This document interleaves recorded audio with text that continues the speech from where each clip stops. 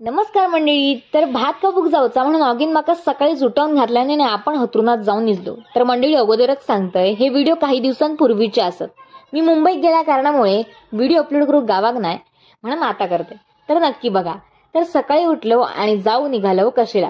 काल मंडळी थोडं पाऊस लागलेलो होतो आणि आज पण तसं वातावरण बामटच होता.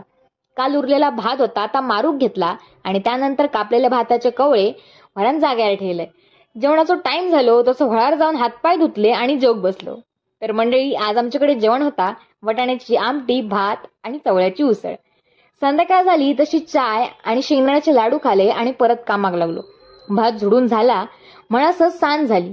उरलेला भात होता तर सगळा भरूक घेतला म्हणसर एकदम काळोख पडलो. तर मंडळी आमचा जर शेत असा तर रानात असा, त्यामुळे रात्र झाल्यानंतर घराकडे येऊक जरा भीतीच वाटता. जीव मुठीत धरलो आणि घराची वाट धरलो.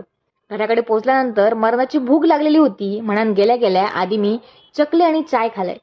तर असं होतं माझा आजचा दिवस.